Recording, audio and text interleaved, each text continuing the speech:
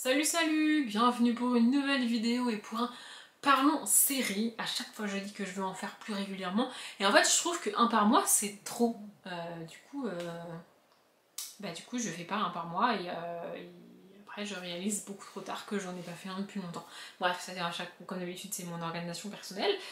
Donc dans ces vidéos je parle de séries télé, pas de livres, pas de films. Parfois c'est des séries adaptées de livres, c'est vrai.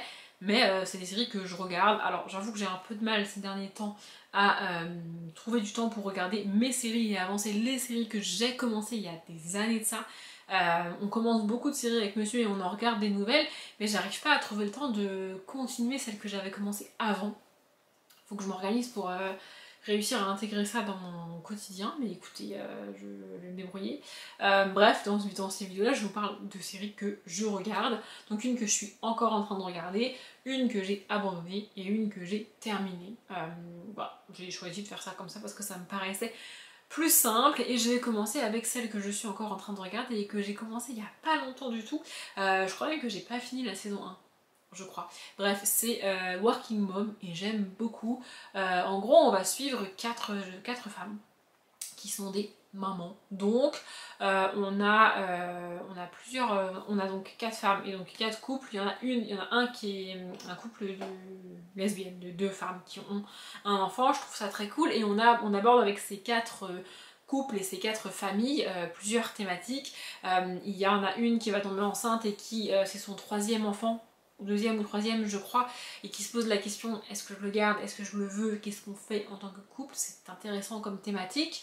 Il y en a une, elle veut absolument reprendre le travail après la naissance de son enfant, mais elle est en mode je l'allaite, est-ce que c'est bien, est-ce que c'est pas bien, ma vie professionnelle, ma vie de mère, ma vie de famille, tout ce questionnement là qu'on a tendance à avoir uniquement chez les femmes, hein, parce qu'un homme ne se pose pas la question de est-ce que c'est bien ou pas bien de reprendre le travail aussi rapidement après la naissance de mon enfant, hein, vraiment les hommes pour la plupart évidemment n'ont pas ce genre de questionnement, et aussi même si il se pose la question, la société ne se pose pas la question pour lui. Enfin, genre vraiment, si un homme reprend le travail 3 jours après la naissance de son enfant, il y a peu de gens qui vont lui dire que ça se fait pas et que c'est pas cool, tu vois, de prioriser sa carrière à ce moment-là.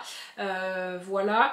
Et puis la dernière, on va se poser un petit peu des questions sur elle-même, sur ses envies et sur son couple. Suite à cette naissance et à cet accouchement, ça va un peu tout remettre en question de son côté à elle. Et donc voilà, on suit vraiment leur quotidien de jeune maman, de comment la vie familiale s'organise, etc. Ça reste une comédie assez légère, mais il y a quand même 2-3 thématiques importantes d'aborder. Il faudrait que je prenne le temps de regarder ce genre de série. Je pourrais trouver le temps de regarder, enfin les séries où les épisodes durent 20 à 30 minutes, c'est plus facile à regarder que les séries où ça dure 3 quarts d'heure, 1 heure l'épisode, vous voyez.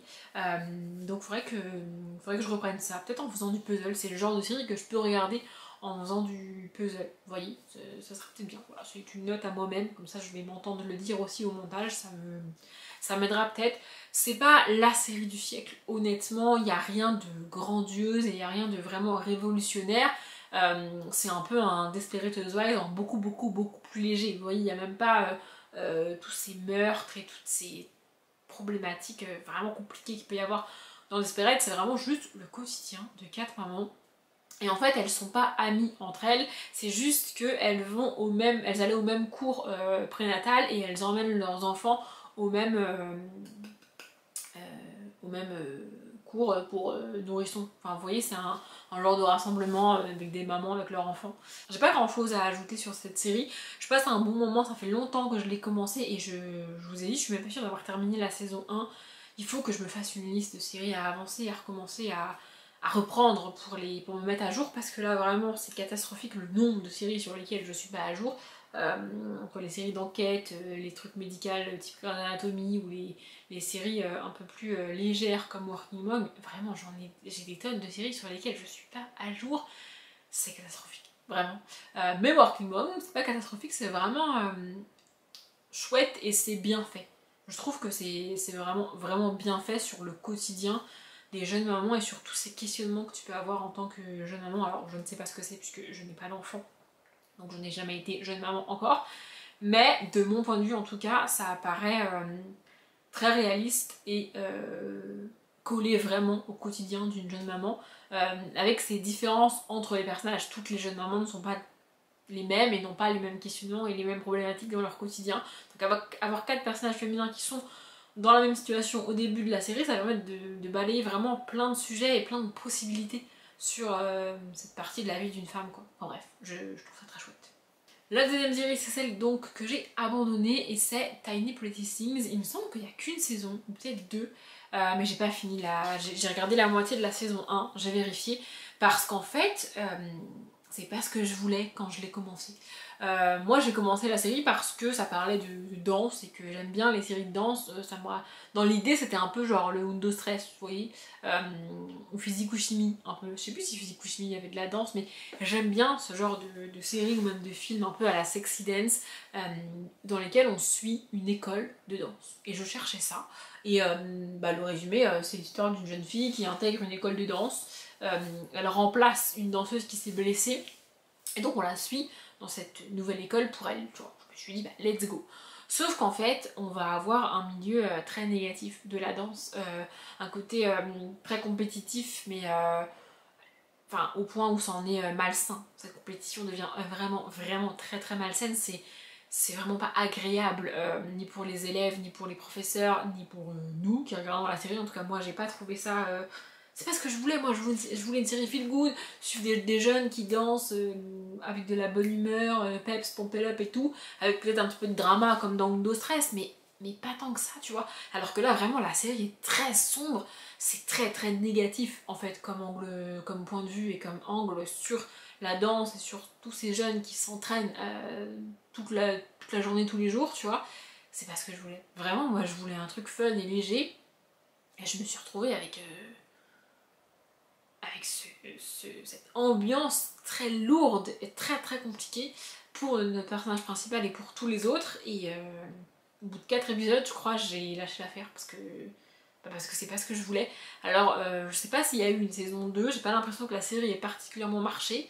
Mais ouais, j'ai trouvé ça un peu comme l'autre série avec Gaia Scandelario là, Feeling Bones ou un truc comme ça là.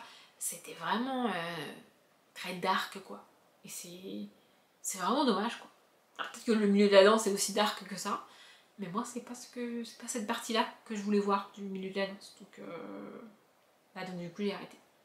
Et la dernière série, c'est celle que j'ai terminée et qui date de 2012, j'ai vérifié, et qui a une thématique très actuelle en fait, et qui était pas du tout actuelle en 2012. Je pense que c'est pour ça qu'elle a pas si bien marché que ça, et qu'il y a eu que 2 saisons de fait. Donc dans Touch, on va suivre un père et son fils.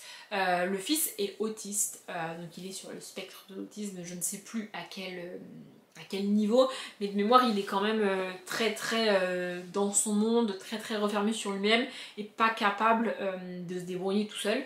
Bon, dans la série il doit avoir genre 9-10 ans max l'enfant, donc même s'il n'était pas autiste, à 9-10 ans il n'est pas capable de se débrouiller tout seul.